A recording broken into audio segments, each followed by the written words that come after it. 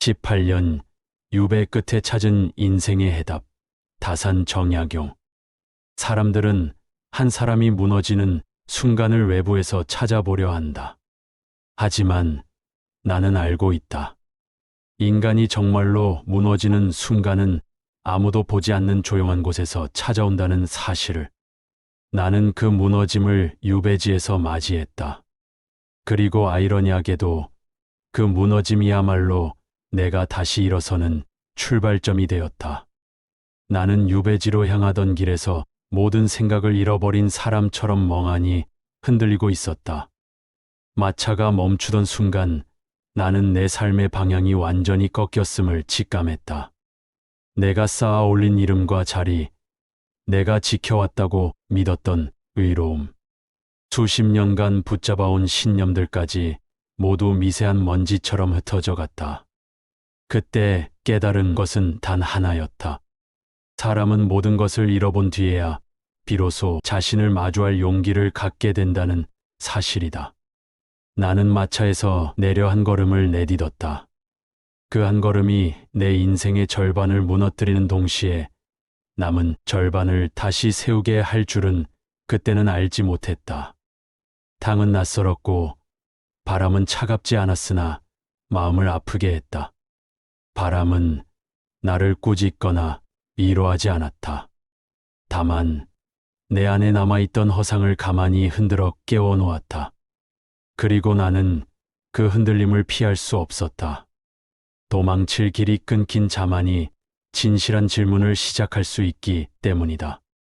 나는 유배지의 첫 새벽을 잊지 못한다. 아직 완전히 밝지 않은 하늘 아래 얇게 퍼지던 빛이 마치 내 마음의 균열을 드러내는 것 같았다. 나는 그 빛을 바라보며 스스로에게 물었다. 나는 왜 이 자리에 서 있는가? 무엇이 나를 이곳으로 데려왔는가? 그 질문은 세상을 향한 것이 아니라 나 자신을 향한 질문이었다. 나는 뒤늦게 깨달아갔다. 나를 이곳으로 데려온 것은 유배가 아니라 내가 외면해온 마음의 그림자들이었다는 사실을. 사람들은 고난이 사람을 강하게 만든다고 한다. 그러나 나는 그 말이 오해라고 느낀다. 고난은 사람을 강하게 만들지 않는다. 고난은 다만 사람의 껍질을 벗겨내고 그 속에 무엇이 있었는지를 적나라하게 드러낼 뿐이다. 내가 유배지에서 마주한 것도 그러한 진실이었다. 무엇이 사라지고 무엇이 남았는지를 깨닫는 과정은 고통스러웠으나 피할 수 없는 통과점이었다. 나는 더 이상 세상에 보여줄 모습을 만들 필요가 없었다. 이곳에서는 나 스스로가 가장 솔직한 증인이 되기 때문이다. 유배지의 자연은 무심했다. 그러나 그 무심함은 잔인하지 않았다. 산은 제자리에서 고요했고 물은 지나갈 뿐이며 바람은 나에게 벗어나려 하지 말라고 조용히 말하는 듯했다. 나는 그 자연 속에서 비로소 깨달았다. 내가 잃었다고 생각했던 것들은 사실 모두 바깥에 있는 것들이었고 내가 진정으로 잃어버렸던 것은 마음의 중심이었다는 사실을. 나는 그 중심을 되찾기 위해 생각을 거듭했다. 고통을 부정하지 않고 고요를 불편해하지 않고 나를 괴롭히던 질문들을 외면하지 않으며 하루하루를 견뎌갔다. 그러다 어느 순간 나는 깨달았다. 해답은 멀리 있지 않았다. 해답은 길 끝에서 기다리는 것이 아니라 길을 잃은 사람이 마침내 멈춰 서는 그 자리에서 조용히 모습을 드러낸다는 사실을. 유배지에서 나는 무너졌고 그 무너짐 속에서 나는 다시 태어났다. 그리고 그 과정에서 나는 평생에 걸쳐 갈망했던 인생의 교훈을 얻게 되었다. 그것은 세상이 말하는 위대한 가르침이 아니라 나 자신의 상처와 고요 속에서 길러낸 조용한 깨달음이었다. 이제 나는 그 깨달음들을 차례로 풀어내려 한다. 그것이 유배지에서 얻은 가장 값진 보물이며 내가 비로소 이해한 삶의 본질이기 때문이다. 유배지에서의 첫날이 지나고 나는 마침내 이곳에서의 삶이 단순한 체류가 아닌 긴 사유의 시간이 될 것임을 직감했다. 유배지에서 첫날에 느꼈던 무너짐은 하루아침에 사라지지 않았다. 오히려 그 무너짐은 마음 깊은 곳에서 천천히 퍼져나가며 나를 더욱 깊이 들여다보도록 이끌었다. 나는 그 무너진 틈을 피하지 않기로 했다. 사람은 자신이 파인 자리를 외면할수록 그 자리가 더 깊어진다고 믿게 되었기 때문이다. 나는 이제 그 틈을 제대로 바라보고 내 마음이 어디에서부터 흔들려 왔는지를 차근히 이해하고자 했다. 유배지의 새벽 공기는 차갑지 않았으나 묘하게 사람의 몸과 마음을 동시에 적시는 성질을 갖고 있었다. 나는 초가 외벽 너머로 스며드는 그 냉기를 느끼며 밖으로 걸어 나갔다. 눈앞에 펼쳐진 풍경은 장엄하지도 황량하지도 않았다. 다만 조용했다. 그 조용함이 바로 이곳의 본색이었고 나를 시험하는 첫 번째 질문이기도 했다. 세상의 소리가 모두 사라진 자리에 홀로 서 있자 나는 더 이상 외면할 수 없는 내 속의 목소리들을 듣기 시작했다. 고요는 나에게 벌이 아니라 들리지 않던 나의 속삭임을 들려주는 통로였다. 사람들은 흔히 말한다. 사람이 버려졌다고 느끼는 순간 마음의 문도 함께 닫힌다고. 그러나 나는 유배지에 도착하고서야 그 말이 반쯤만 맞다는 것을 알게 되었다. 확실히 나는 버려진 듯한 자리에 놓였으나 내 마음의 문은 닫히는 대신 천천히 열린 듯한 감각이 찾아왔다. 그 이유를 한참 동안 이해하지 못했다. 나중에서야 알게 된 것은 세상의 기대와 시선에서 완전히 벗어난 순간 나는 비로소 스스로의 진짜 모습을 마주하게 되었다는 사실이다. 누군가에게 보여야 할 모습이 사라지면 남는 것은 내 마음의 가장 자연스러운 형태뿐이다. 그 형태가 때로는 흉하고 때로는 어지러웠으나 나는 그것을 피하지 않기로 했다. 유배지의 낮은 조용했다. 새가 울고 바람이 스칠 뿐인데도 그 소리는 또렷하게 들렸다. 세상을 떠나 있기 때문인지 어떤 소리든 마음속에서 크게 울렸다. 나는 작은 울음조차 크게 들리는 이 고요함 속에서 내가 지금까지 억눌러 두었던 감정들이 조금씩 떠오르는 것을 느꼈다. 나는 그 감정들이 나를 괴롭힌다고 생각했으나 실은 그 감정들이 나를 다시 일으켜 세울 실마리가 될 것임을 예감하기 시작했다. 감정이란 억눌러 놓으면 썩고 들여다보면 비로소 흐른다는 단순한 이치를 나는 이제야 체감해 갔다. 유배지의 바람은 나에게 많은 것을 알려주었다. 처음 며칠간 그 바람은 스산하게만 느껴졌으나 시간이 지나며 나는 그 바람이 일정한 흐름으로 산과 들을 지나 나에게 도착한다는 사실을 주목하게 되었다. 그 바람은 결코 머무르지 않았다. 항상 지나가고 있었으며 지나간 자리에는 아무런 흔적도 남기지 않았다. 나는 이 바람의 성질을 보며 사람의 마음 또한 이와 같아야 한다는 생각을 하게 되었다.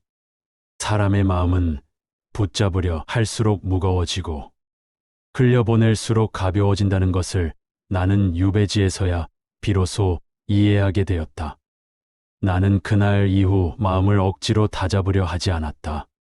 대신 마음이 흐르는 방향을 조심스럽게 따라가 보았다.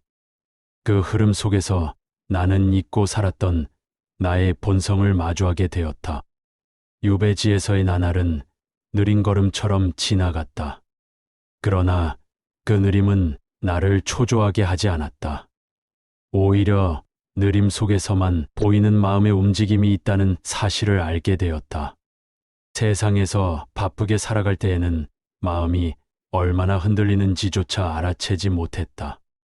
그러나 이곳에서는 그 작은 떨림마저도 고스란히 느껴졌다. 나는 그 떨림 하나하나를 살펴보면서 내가 그동안 붙들고 있었던 것들의 실체를 차근히 분석해 나갔다.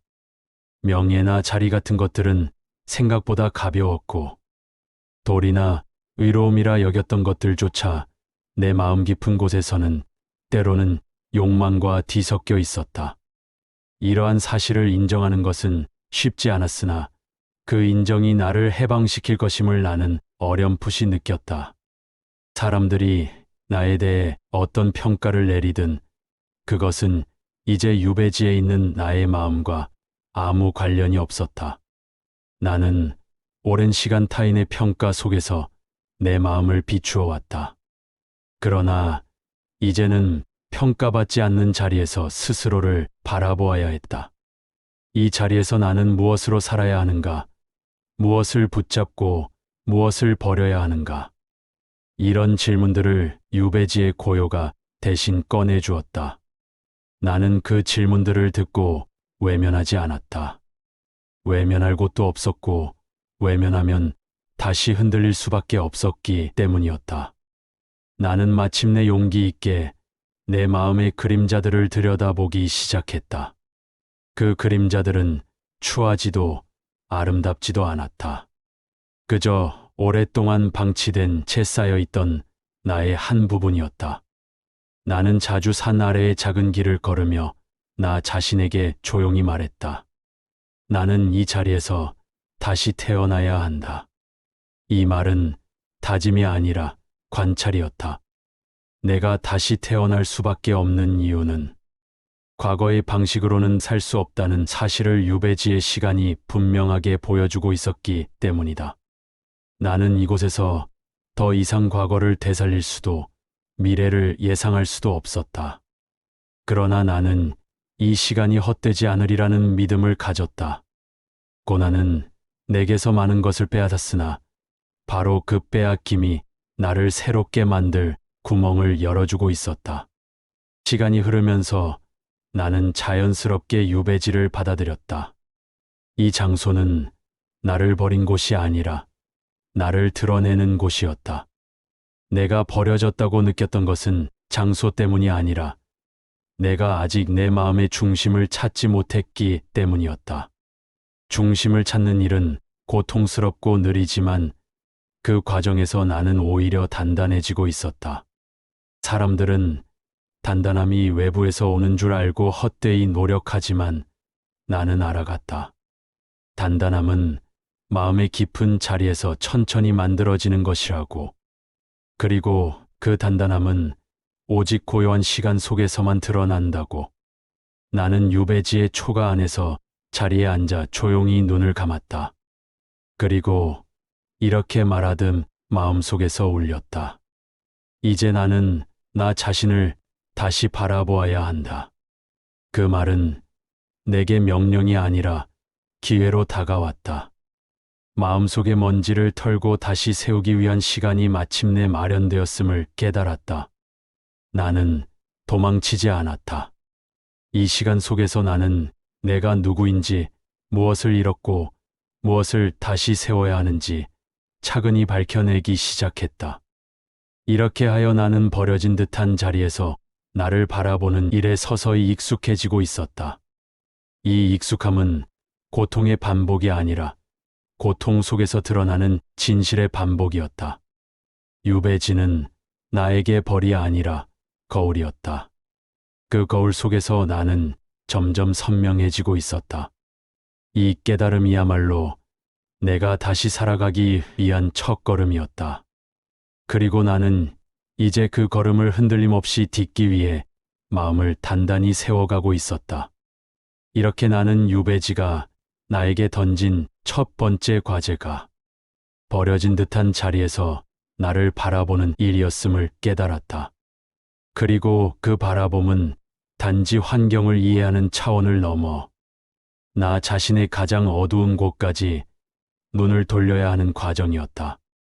나는 더욱 분명히 알게 되었다. 유배지의 시간은 고통을 피하지 않는 법을 배우게 하는 훈련이라는 사실을. 이 진실을 받아들이기까지 나는 많은 밤을 불편한 마음으로 지새워야 했다. 유배지의 밤은 낮보다 더 무거웠다. 해가 지고 나면 마을의 소리도 바람의 속삭임도 모두 한층 더 조용해졌다. 그 고요함 속에서 나는 내 마음의 소리를 듣지 않을 수 없었다. 고통이라는 단어는 표현하기 쉽지만 그 실체는 단순하지 않았다. 고통은 내가 피하고 싶은 감정이었고 동시에 나를 사로잡고 놓아주지 않던 그림자였다. 나는 처음에는 그 고통을 외면하려 했다. 그러나 유배지에서의 삶은 외면하려는 마음마저도 조용히 드러내 보였다. 이곳에서는 감추려는 마음조차 숨을 길이 없었다. 나는 결국 고통을 정면으로 바라보는 이외의 어떤 길도 남지 않았음을 인정하게 되었다. 고통을 바라본다는 것은 곧 지금까지 나를 지탱해왔다고 믿었던 가치가 무너지는 모습을 받아들이는 일이었다. 나는 세상을 위해 살아왔다고 믿어왔고 백성을 위해 학문을 닦아왔다고 여겼다. 그러나 고통은 내 마음 깊은 곳에 자리한 욕망과 두려움을 조용히 꺼내 놓았다. 내가 붙잡고 있던 도리는 정말 순수한 마음에서 비롯된 것인가? 아니면 세상이 나를 바라보는 시선에 기대어 쌓아 올린 허상이었는가? 이 질문은 나를 괴롭혔고 때로는 낙담시키기도 했다. 그러나 나는 도망가지 않았다. 도망친다는 것은 결국 같은 자리에서 같은 고통을 되풀이하는 일임을 이해했기 때문이다. 나는 어느 날 저녁 작은 창 너머로 들려오는 벌레 소리 속에서 한 가지 사실을 깨닫게 되었다. 고통은 나에게 적이 아니었다. 적이라고 느낀 것은 고통 자체가 아니라 고통에서 눈을 돌리려는 나의 태도였다. 태도가 고통을 더 낯설게 만들고 더 거칠게 다가오게 했다. 고통 속에서 무엇을 볼 것인지 결정하는 것은 결국 나의 몫이었다. 이 깨달음은 유배지에 와서 얻은 가장 중요한 통찰 중 하나였다. 고통은 사람을 부드럽게 만들기도 하고 단단하게 만들기도 한다. 그러나 나는 점차 알아갔다. 고통은 사람을 단단하게 만드는 것이 아니라 단단해질 수 있는 재료를 남겨놓을 뿐이라는 사실을. 그 재료를 다루어 무언가를 빚어내는 일은 오직 나 자신이 해야 하는 일이었다. 나는 이 재료를 어떻게 다룰 것인지 고민했다. 그리고 그 고민은 곧 나의 과거를 하나씩 떠올리게 했다. 전에는 미처 보지 못했던 많은 장면들이 떠올랐다. 어떤 순간에서는 분노가, 어떤 순간에서는 허망함이 조용히 모습을 드러냈다. 이 감정들이 내 마음에 이미 오래 머물러 있었음에도 나는 그것들을 고통이라는 이름으로 몰아내려 했고 그 결과 내 마음은 더욱 어지러워졌다는 사실을 깨닫게 되었다. 나는 유배지의 시간 속에서 비로소 알게 되었다. 감정을 억누르는 것이 고통을 없애는 방법이 아니라는 진실을. 나는 고통의 형태를 관찰하기 시작했다. 때로는 마른 나뭇가지처럼 부러질 듯한 형태로 다가왔고, 때로는 물에 번지는 잉크처럼 천천히 퍼져나갔다. 어떤 날에는 뚜렷하게 모습을 드러내지 않아 그저 막연한 불안으로 변하기도 했다.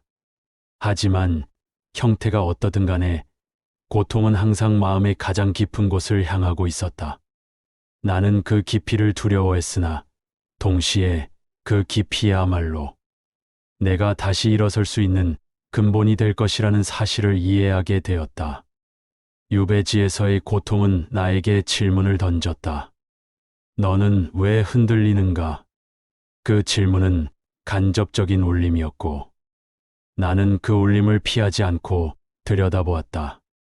흔들리는 이유는 세상이 나를 버렸기 때문이 아니었다. 흔들리는 이유는 내가 붙잡고 있던 것들이 중량을 잃어버렸기에 더 이상 나를 지탱할 힘이 없었기 때문이었다. 그 허상들이 무너지는 과정은 고통스럽지만 그 무너짐 속에서 나는 새로운 기반을 세워가고 있었다. 고통은 나를 한없이 낮추었다. 나는 한때 쌓아 올렸던 명예가 얼마나 덧없는지 깨달았다.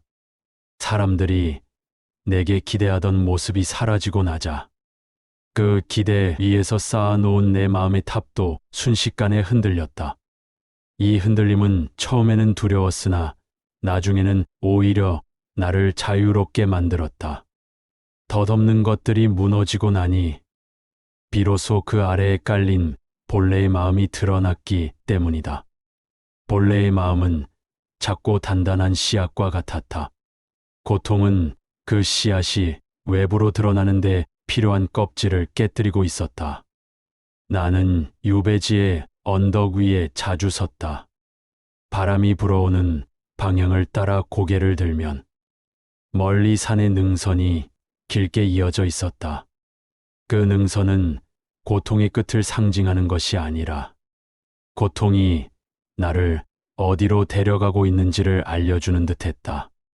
고통은 나를 무겁게 만들었지만 그 무거움이야말로 내가 다시 걸어가야 할 방향을 분명히 밝혀주고 있었다. 나는 그 방향을 따라 묵묵히 마음을 정돈해 나갔다. 유배지의 자연은 고통을 판단하지 않았다. 산은 산대로, 바람은 바람대로, 물은 물대로 움직였다. 그 단순함 속에서 나는 마음의 복잡함이 어떻게 가라앉는지 체험하게 되었다. 고통 또한 자연의 일부와 같다는 생각이 들었다. 피하려 하면 거세지고 받아들이면 잔잔해지는 성질이 있었다. 나는 고통을 적대시하는 대신 그 고통을 구성하는 마음의 움직임을 하나씩 파악하려 했다. 이 과정에서 나는 스스로에게 처음으로 이런 결론을 내렸다. 고통은 나를 무너뜨리는 힘이 아니라 나를 정직하게 만드는 힘이다. 고통은 나를 정직하게 만들었다. 정직함이란 진실을 말하는 것이 아니라 진실을 외면하지 않는 태도를 의미한다는 사실을 나는 이 유배지에서야 제대로 이해했다.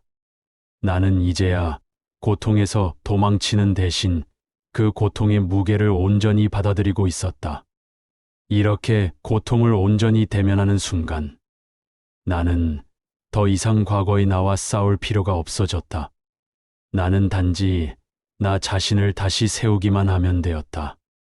이 깨달음은 나에게 새로운 질문을 남겼다. 고통은 무엇을 남기는가? 고통은 상처를 남기지만 그 상처는 시간이 지나면 방향이 되기도 한다. 나는 고통이 남긴 흔적을 천천히 더듬어 보았다. 그 흔적들은 흩어진 점들이 아니라 나의 마음을 하나의 결로 이어주는 중요한 실마리였다.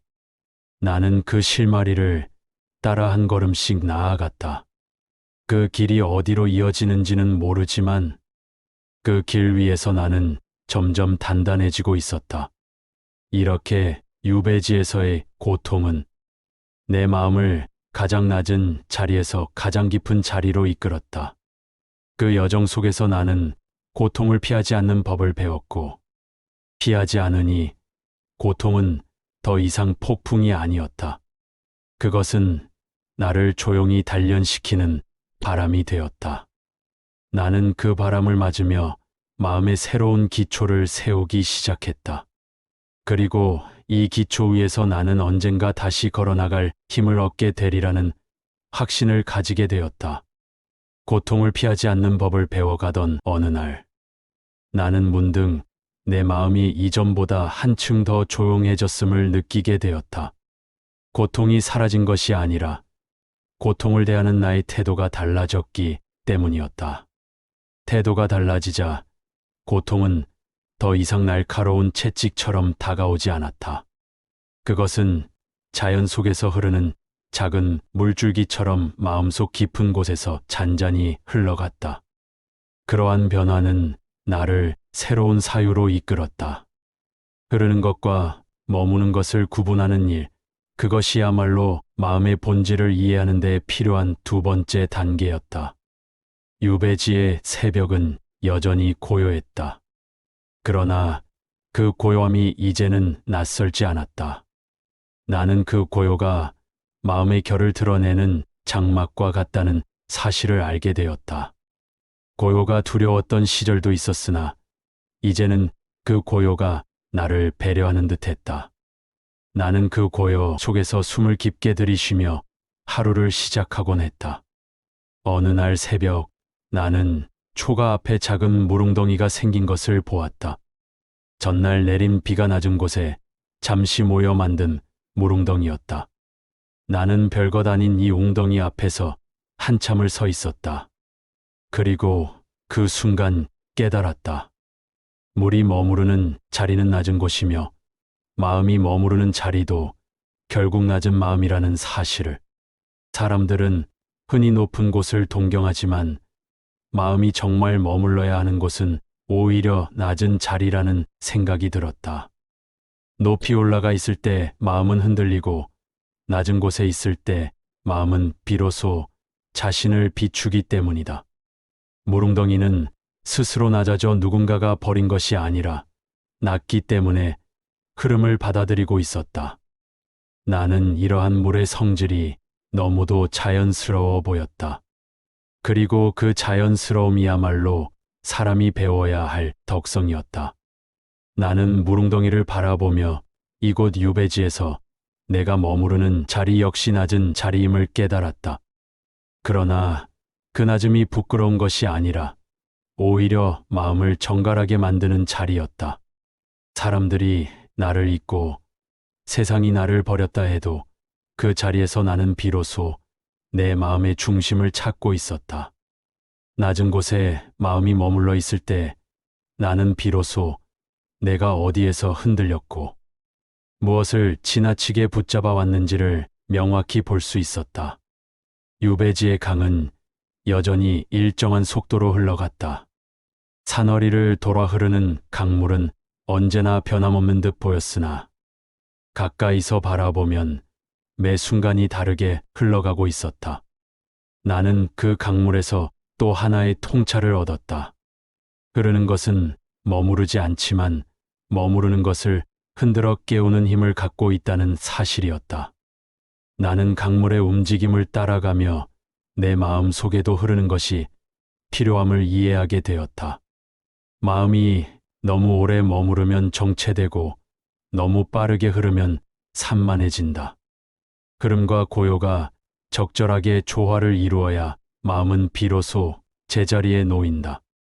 나는 강가에 앉아 흐르는 물을 바라보며 한동안 사색에 잠겼다.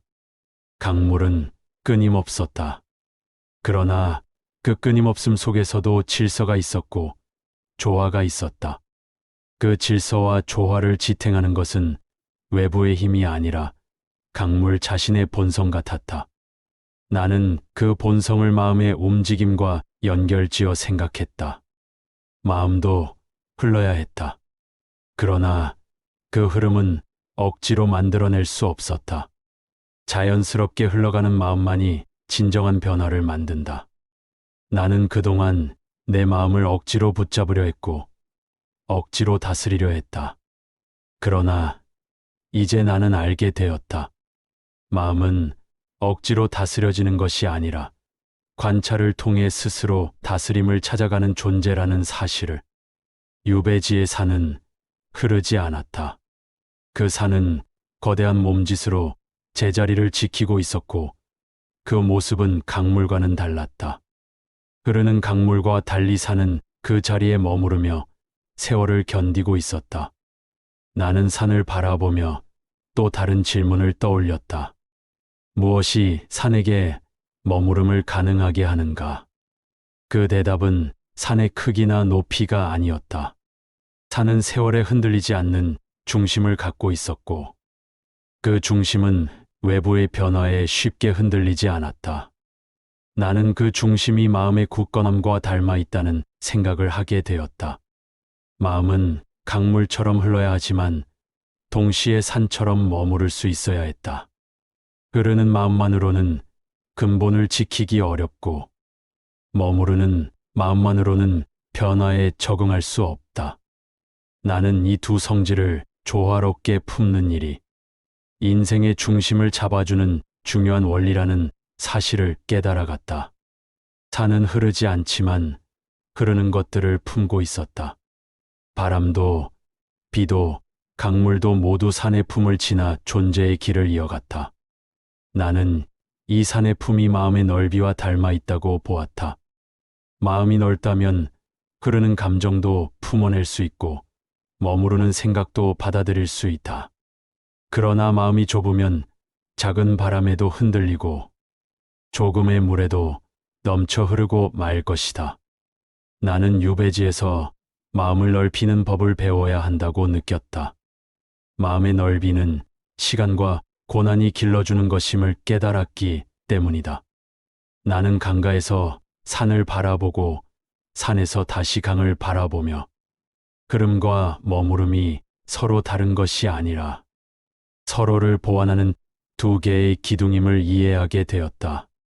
강은 변화의 필요성을 가르쳤고 산은 변하지 않아야 할 마음의 중심을 가르쳤다.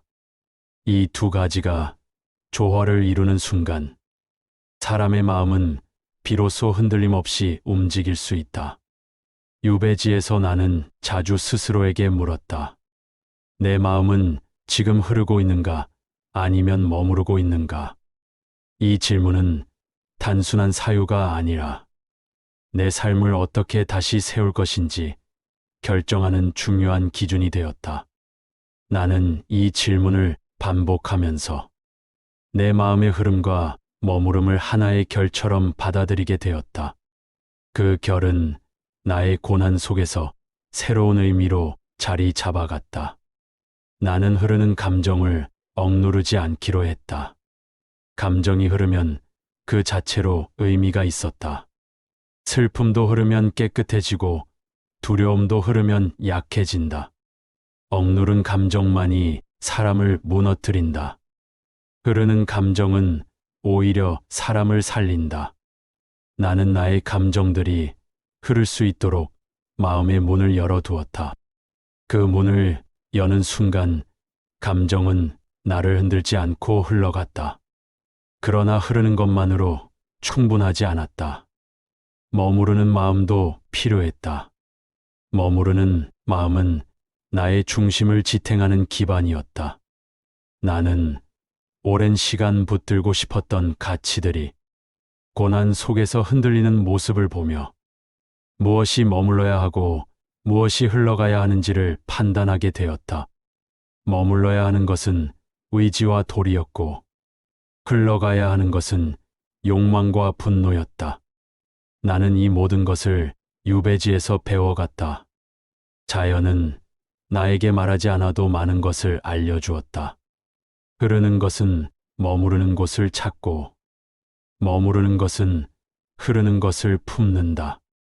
이 단순한 진리는 내 마음에 깊은 울림을 남겼다. 유배지라는 고난의 땅에서 나는 마음의 본래 움직임을 다시 배워갔다. 나는 이제 고통을 피하지 않는 마음뿐 아니라 마음의 흐름과 머무름을 조화시키는 방법을 이해하게 되었다. 그 조화는 단순한 기술이 아니라 인생을 바라보는 근본적인 시선의 변화였다. 흐르는 삶과 머무르는 마음, 이 두 가지가 서로를 보완할 때 나는 비로소 흔들리지 않고 움직일 수 있었다. 그리고 이 깨달음은 나를 다음 단계의 사유로 이끌어갔다. 그 단계에서 나는 사유가 어떻게 나를 이끌고 있었는지 비로소 명확하게 보게 되었다. 흐르는 것과 머무는 것의 조화를 이해하고 난 뒤 나는 문득 마음속 깊은 곳에서 또 다른 움직임이 시작되는 것을 느꼈다. 그것은 단순한 감정의 변화가 아니라 사유가 나를 이끌고 있는 감각이었다. 사유는 유배지의 고요 속에서 천천히 그러나 꾸준히 모습을 드러내기 시작했다. 그것은 마치 어둠 속에서 길을 밝히는 작은 불빛처럼 다가왔다. 나는 그 불빛을 외면하지 않았다. 오히려 그 불빛이 향하는 곳을 따라가 보려 했다. 사유의 움직임은 나를 무너뜨린 고난의 바닥에서 점차 위로 끌어올리는 힘이 되고 있었다. 유배지의 날들은 단조롭게 흘러갔다. 그러나 그 단조로움 속에서 사유는 오히려 깊어졌다. 나는 매일 아침 자리에 앉아 전날의 마음을 되짚어 보았다. 전에는 시간의 흔들림에 따라 감정만이 나를 이끌었지만, 이제는 감정의 뒤에서 조용히 움직이는 생각의 결이 더 선명하게 드러났다. 나는 이 결이 무엇을 향하고 있는지를 탐구하기 시작했다. 사유는 처음에는 막연한 형태로 다가왔다. 그러나 계속 들여다보자 그 막연함 속에 일정한 방향이 숨어 있었다.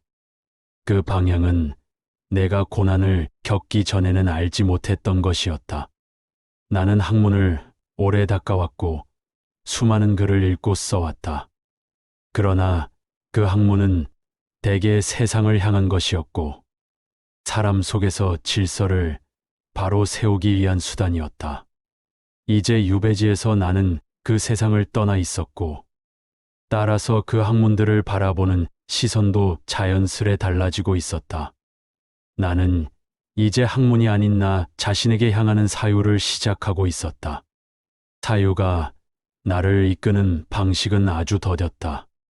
바람처럼 빠르게 지나가는 것이 아니라 강물처럼 천천히 흐르며 스스로 길을 내는 움직임이었다.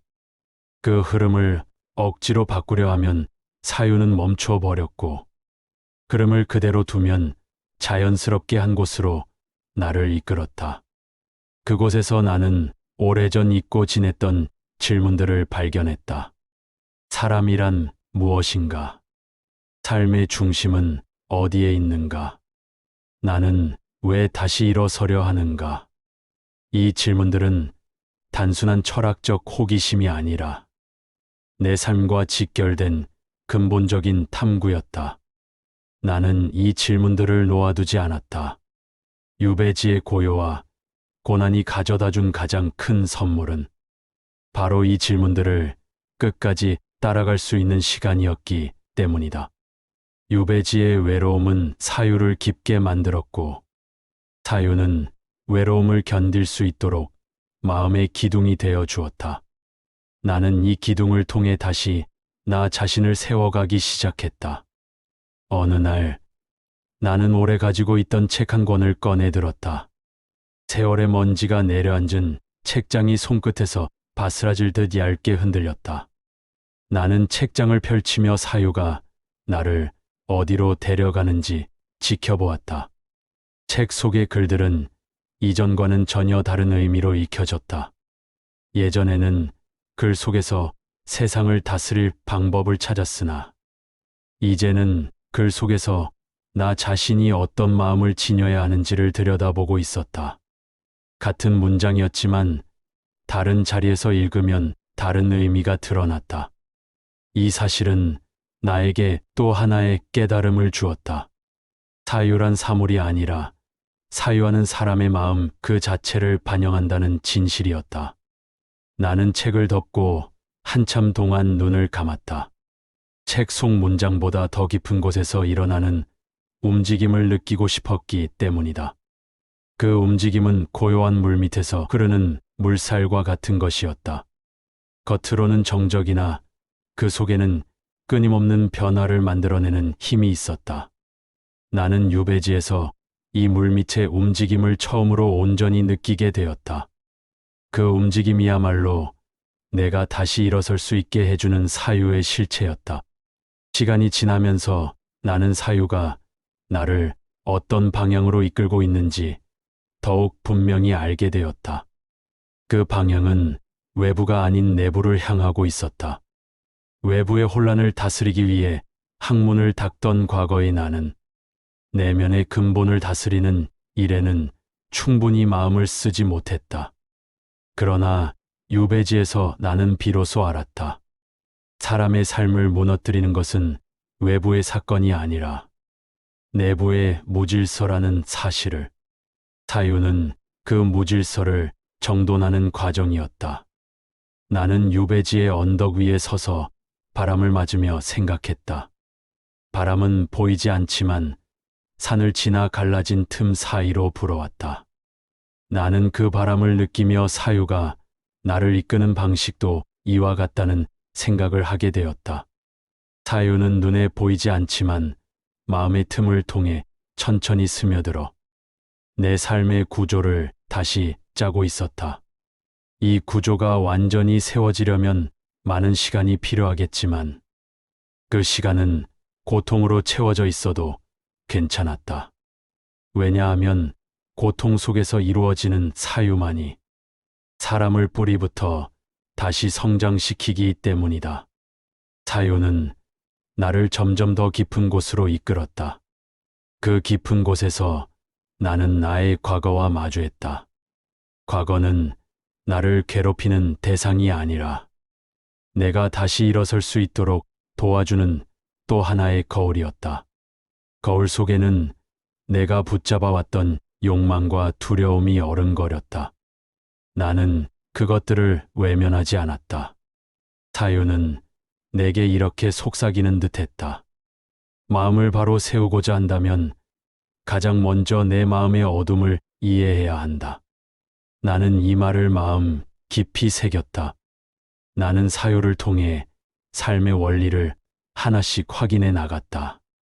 첫째, 마음은 흐르되 중심을 잃지 않아야 한다는 것.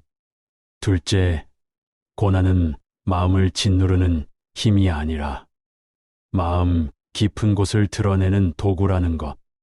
셋째, 사유는 사람을 구원하는 것이 아니라 사람이 스스로 길을 찾도록 돕는다는 것. 이 세 가지 원리는 유배지에서 나에게 주어진 교훈의 핵심이었다. 그리고 이 원리들은 점차 구체적인 문장으로 정리되어 내 마음의 새로운 토대를 형성해 나갔다. 나는 유배지에서 사유가 깊어질수록 더 이상 예전의 기준으로 세상을 바라보지 않게 되었다. 세상이 내게 준 상처는 사라지지 않았으나 그 상처를 바라보는 눈이 달라지고 있었다.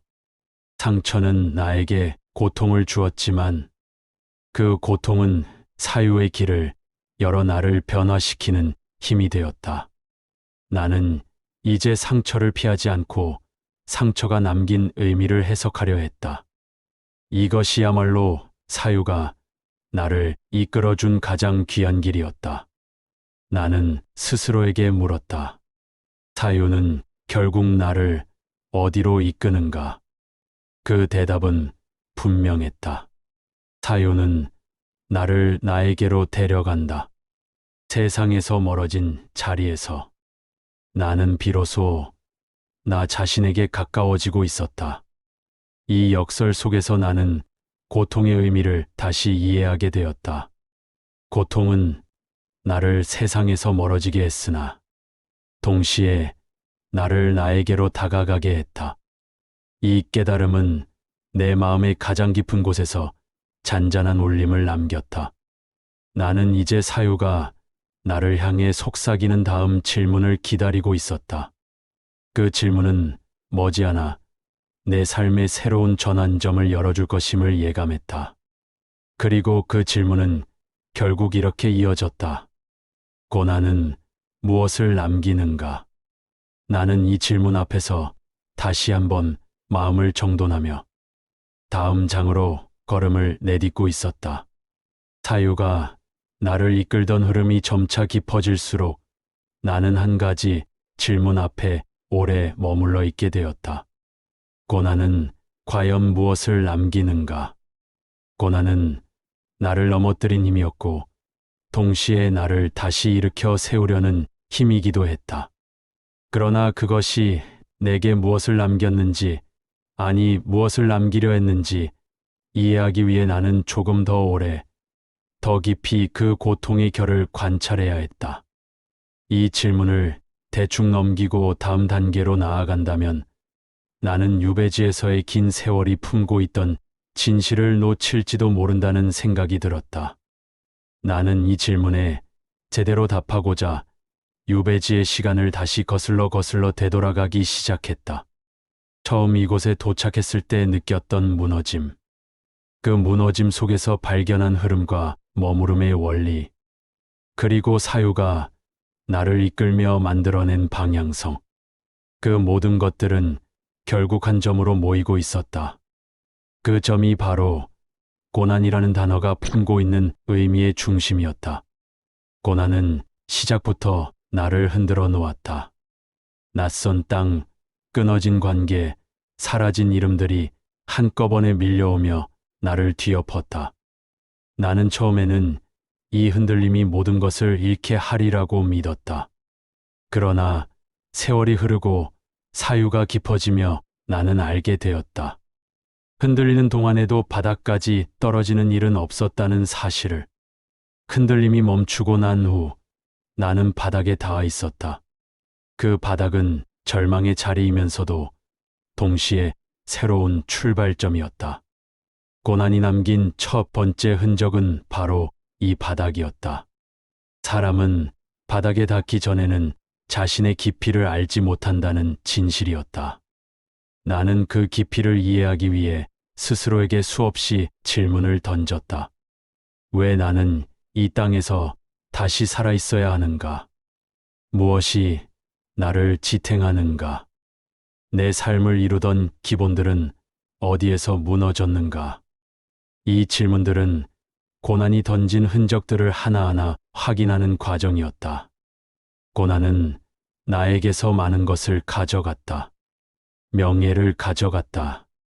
사람을 가져갔다. 내가 평생 의지하며 살아온 사회적 기반을 가져갔다. 그러나 그것들이 사라지고 나서야 나는 그것들을 얼마나 과하게 붙잡고 있었는지 알게 되었다. 사람의 마음은 때때로 무엇을 잃으면 무너진다고 느끼지만 실상은 잃고 나서야 비로소 자신을 보는 눈이 생긴다. 고난은 나에게서 빼앗는 것이 아니라 내 마음의 허상을 껍질처럼 벗겨내는 과정이었다. 나는 어느 날 유배지의 언덕에서 서늘한 바람을 맞으며 생각했다. 고난이 나에게서 빼앗은 것들을 떠올리면 한없이 슬펐지만 그 빼앗김 속에서 드러난 가벼움과 진실을 생각하면 오히려 고요해졌다. 고난은 나의 허망함을 드러내기 위해 또 내가 스스로 붙들어왔던 것들의 실체를 깨닫게 하기 위해 작용했음을 이해하게 되었다. 이 깨달음은 내가 앞으로 나아갈 길을 결정짓는 중요한 열쇠가 되었다. 고난은 나를 무너뜨린 것이 아니라 나를 정직하게 만들었다. 고난의 또 다른 흔적은 침묵이었다. 유배지의 침묵은 나를 고립시키는 칼날처럼 느껴졌으나 시간이 지나며 그 침묵은 나를 정돈시키는 도구로 변했다. 세상에서 벗어나야 비로소 들리는 마음의 목소리가 있었고 침묵 속에서만 드러나는 미세한 감정의 결이 있었다. 나는 이 침묵을 통해 마음의 깊은 곳에 남아있던 흔들림을 정확하게 파악할 수 있었다. 침묵이야말로 고난이 남기는 두 번째 흔적이었다. 고난은 또한 시간의 속도를 바꾸었다. 유배지에서의 시간은 느리고 때로는 멈춰 있는 듯했다. 그러나 그 느림은 나를 지루하게 하려는 것이 아니라 내 마음의 결을 세밀하게 비추려는 속도였다. 빠른 삶에서는 보이지 않던 것들이 느린 시간 속에서는 또렷하게 드러났다. 그 느림 덕분에 나는 마음이 어떻게 움직이고 어디에서 피로를 느끼며 어디에서 흔들리는지를 하나하나 관찰하게 되었다. 고난이 남긴 세 번째 흔적은 바로 이 느린 시간의 보궐력이었다. 고난은 내 마음의 구조를 새롭게 만들었다. 과거의 나는 세상의 질서를 바로잡기 위해 학문을 닦았다고 믿었다. 그러나 유배지에서 고난을 겪으며 나는 알게 되었다. 세상의 질서를 바로잡으려면 먼저 마음의 질서를 바로잡아야 한다는 사실을.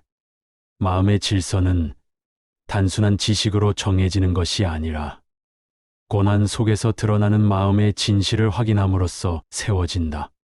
나는 그 진실을 알기 위해 고난이 남겨준 흔적들을 끝까지 되짚었다. 고난은 나에게 마지막으로 단단함을 남겼다. 그러나 그 단단함은 내가 상상하던 단단함과 달랐다. 나는 과거의 단단함을 강함으로 이해했다. 흔들리지 않는 상태, 넘어지지 않는 상태를 단단함이라고 여겼다. 그러나 유배지에서 나는 완전히 다른 단단함을 보았다. 단단함은 부러지지 않는 것이 아니라 부러져도 다시 일어설 수 있는 성질을 말한다는 것을 깨달았다.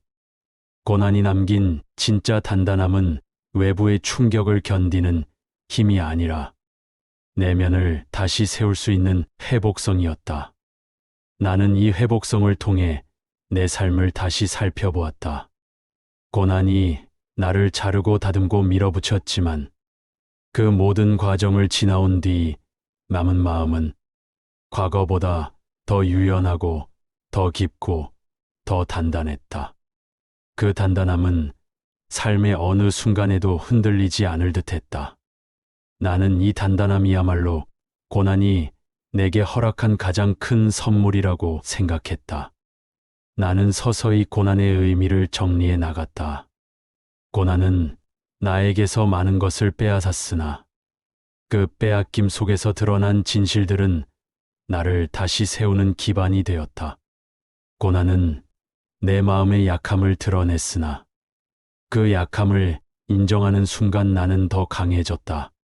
고난은 나를 낮추었으나 그 낮아짐 속에서 나는 물처럼 머물 곳을 찾았다. 고난은 나를 침묵하게 했으나 그 침묵 속에서 나는 가장 큰 목소리를 들었다. 그리고 고난은 나를 부러뜨렸으나 그 부서진 틈 사이로 새로운 마음이 자라기 시작했다. 나는 유배지의 강가에서 석양이 지는 하늘을 바라보았다.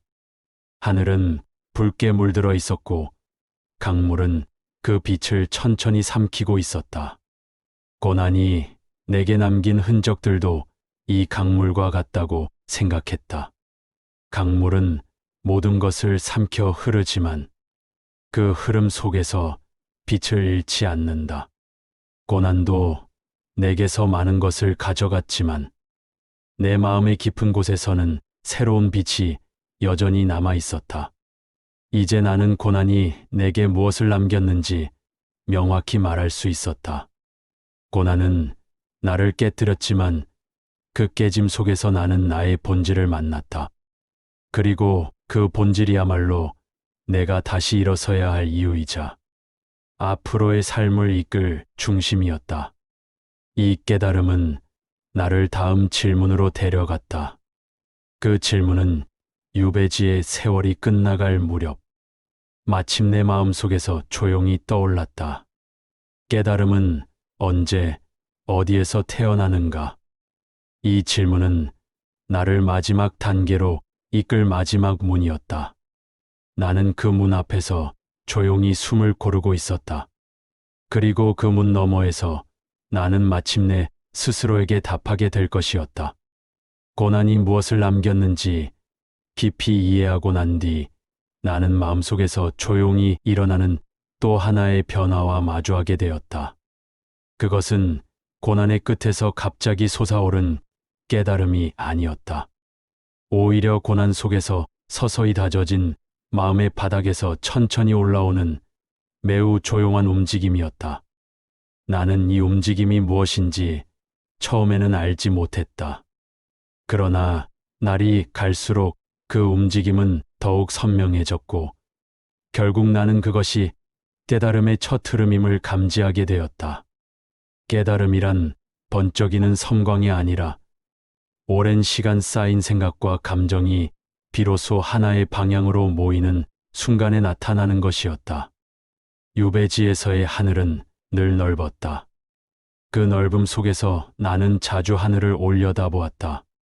하늘은 매일 다른 빛과 다른 구름을 보여주었지만 그 변화 속에서도 한 가지는 늘 같았다. 그 하늘 아래 서 있는 나의 마음이 어느새 흔들림을 잃어가고 있었다는 사실이다. 나는 하늘을 바라보면서 깨달음이 어디에서 오는지를 생각했다. 하늘처럼 넓게 펼쳐진 곳에서 오는 것이 아니라 나의 마음 속 가장 깊은 자리에서 조용히 태어나는 것임을 이해하게 되었다. 깨달음은 외부에서 주어지는 것이 아니었다. 고난도 깨달음을 주지 않았다. 사람들도, 책도, 세상도 깨달음을 줄 수 없었다. 그들은 단지 깨달음의 문을 두드릴 뿐이며 문을 열고 들어가는 일은 온전히 나의 몫이었다. 나는 이제야 그 사실을 인정할 수 있었다. 유배지에서의 고통은 나를 깨어지게 했고 그 깨짐 속에서 비로소 새로운 마음이 싹트고 있었다. 그 싹이 자라기까지는 긴 시간이 필요했고 그 시간을 견디는 과정에서 나는 내 마음의 본래 자리를 발견해 갔다. 깨달음은 고요 속에서 태어났다. 고요가 없었다면 나는 내 마음의 가장 연약한 부분과 마주할 수 없었을 것이다. 유배지에서의 고요는 처음에는 고통이었고 시간이 지나자 거울이 되었다. 그 거울 속에서 나는 나의 불안, 분노, 집착, 두려움을 모두 보았다. 그리고 그 모든 것들이 사라질 필요는 없다는 사실을 깨달았다. 사라지는 것이 아니라 그 감정들이 스스로 흐르게 할 때 마음의 자리가 비로소 정리되었다. 그 자리 위에서 새로운 사유가 자라났고 그 사유는 마침내 깨달음의 형태를 띠기 시작했다. 나는 어느 늦은 오후에 유배지의 강가를 걸으며 깨달음의 본질을 다시 생각해 보았다. 강물은 여전히 흐르고 있었다. 처음 유배지에 왔을 때 보았던 강물과 지금의 강물은 전혀 다른 물이었지만 그 흐름의 본질은 변하지 않았다. 그 변하지 않는 본질을 보며 나는 이렇게 생각했다. 깨달음이란 새로운 것을 얻는 것이 아니라 본래 존재하던 것을 알아보는 순간이라는 사실을. 물은 늘 흐르고 있었으나 내가 그것의 흐름을 보지 못했을 뿐이며 마음의 진실도 늘 존재하고 있었으나 내가 그것을 이해할 준비가 되지 않았을 뿐이었다. 깨달음은 준비된 마음에서 천천히 자란다. 준비되지 않은 마음은 어떤 말도 들리지 않고 어떤 진실도 머물지 않는다. 나는 유배지에서 그 마음을 준비하는데 오랜 시간을 썼다. 고난은 그 시간을 마련해 주었고 고요는 그 시간을 채워주었다. 흐름은 마음을 가볍게 했고 머무름은 마음을 단단하게 했다. 그 모든 것이 쌓여 마음의 지층이 단단히 형성되었을 때 비로소 깨달음은 그 지층 위로 모습을 드러내기 시작했다. 나는 깨달음을 설명할 수 없었다. 그것은 어떤 문장이나 이론으로 표현되는 것이 아니었기 때문이다. 깨달음은 내가 마주한 모든 감정과 사유가 조용히 한자리에 모여 마침내 하나의 움직임으로 이어지는 장면이었다. 그 장면은 번쩍 빛나는 순간적 환희가 아니라 오랫동안 기다린 마음의 인걸불이 천천히 타오르는 듯한 감각이었다. 그 감각이 마음 전체를 따뜻하게 채우는 순간 나는 깨달았다. 이 길이 어디서 시작되었는지, 그리고 내가 왜 이 길을 걷고 있는지를. 그 길의 시작은 고난이 아니었다. 그 길의 시작은 나의 흔들림이었다. 흔들림이 없었다면 고난은 나를 깨뜨리지 못했을 것이고, 고난이 나를 깨뜨리지 못했다면 사유는 나를 이끌지 못했을 것이다. 그리고 사유가 나를 이끌지 못했다면 깨달음은 태어나지 못했다. 나는 이 연결을 하나하나 따라가며 깨달았다. 깨달음은 하나의 사건이 아니라 흔들림에서 고난으로, 고난에서 사유로 이어지는 길의 마지막에 서서히 피어나는 결실이라는 사실을. 이 깨달음의 결실은 나에게 새로운 질문을 남겼다. 이 깨달음은 과연 어디로 나를 이끌 것인가? 유배지의 시간은 끝나지 않았고 국가가 나를 용서한 것도 아니었다. 그러나 깨달음이 태어난 순간 나는 이미 다른 마음을 가진 사람이 되어 있었다. 내가 다시 세상으로 나아가야 한다면 이 깨달음은 내가 붙잡아야 할 마음의 중심이 되어줄 것임을 분명히 느꼈다. 유배지에서의 마지막 해를 보내며 나는 종종 산 아래의 길을 걸었다. 그 길을 걸을 때마다 마음속에서 한 가지 문장이 저절로 떠올랐다. 해답은 바깥에 있지 않고 내가 결코 외면할 수 없는 마음의 진실 속에 있다는 문장이었다. 나는 이 문장을 마음 깊은 곳에 새기며 남은 날들을 보내기 시작했다.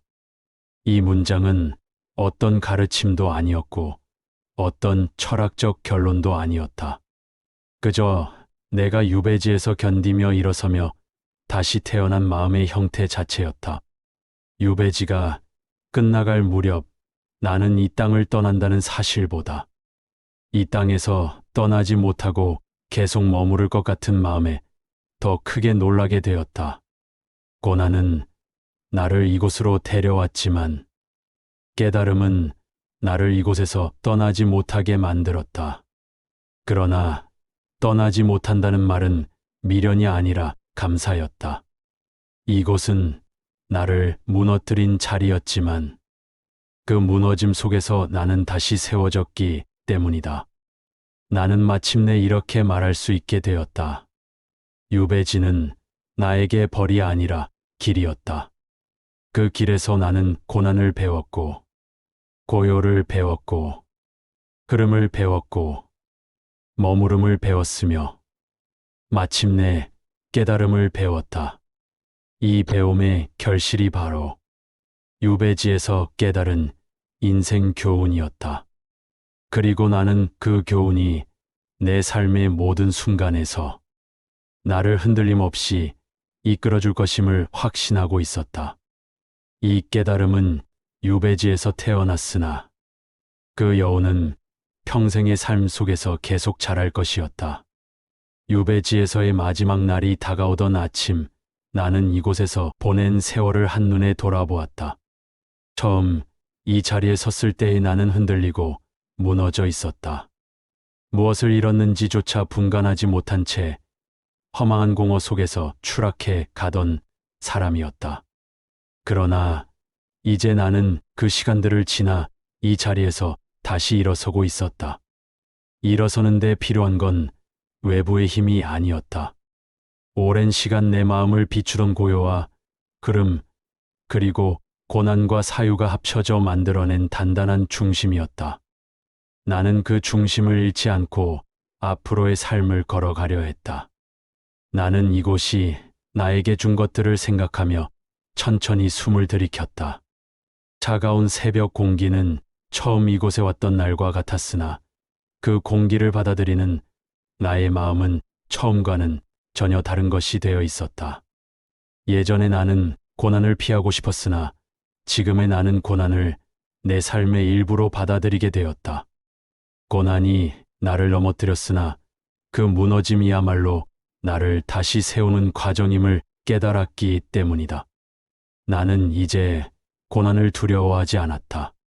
고난이 오더라도 그 안에서 배워야 할 것들을 이미 알고 있었기 때문이다. 유배지를 떠나기 전날 나는 오래 머물렀던 강가를 다시 찾았다.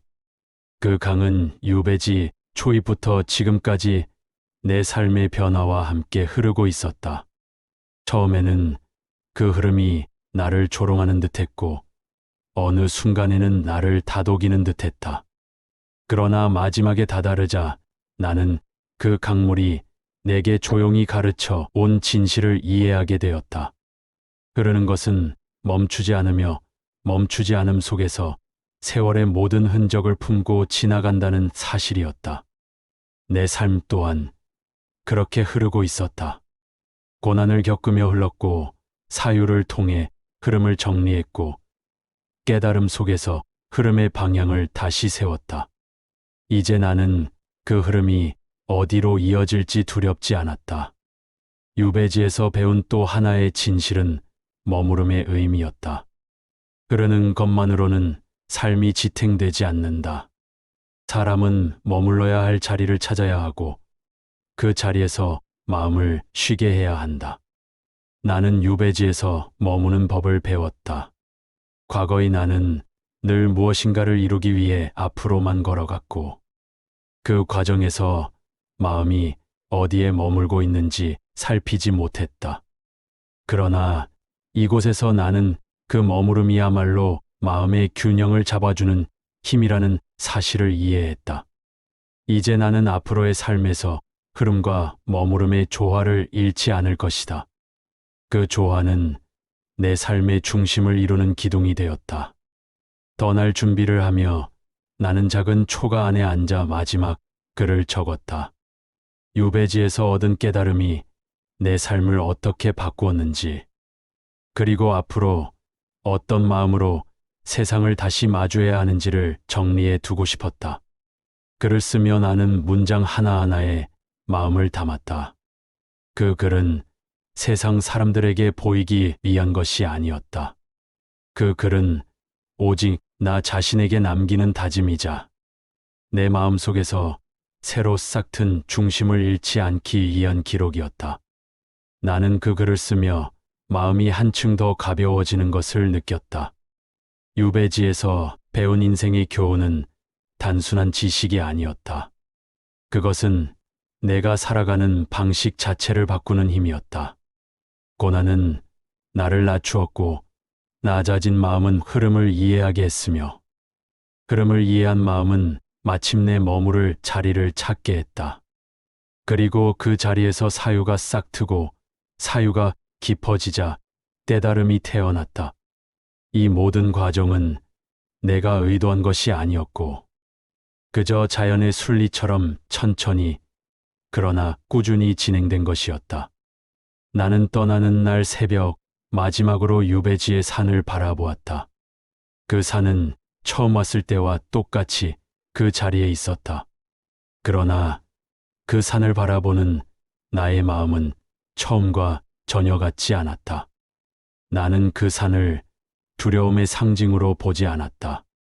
오히려 그 산은 나의 마음이 어떻게 자라났는지를 증명하는 조용한 증인이었다. 그 산은 유배지의 고통과 고요, 흐름과 머무름, 그리고 나의 사유와 깨달음이 모두 쌓여 빚어낸 삶의 기억을 그대로 품고 있었다. 나는 이제 떠난다. 그러나 이곳에서 배운 모든 것들은 나와 함께 움직일 것이다. 유배지에서 다시 태어난 마음은 더 이상 세상의 풍파에 쉽게 흔들리지 않을 것이다. 나는 고난 속에서 일어서는 법을 배웠고 고요 속에서 마음을 비추는 법을 배웠으며 흐름 속에서 방향을 찾고 머무름 속에서 중심을 다지는 법을 배웠다. 이 모든 배움은 앞으로의 삶에서 내가 어떤 길을 걸어가더라도 흔들리지 않는 기준이 되어줄 것이다.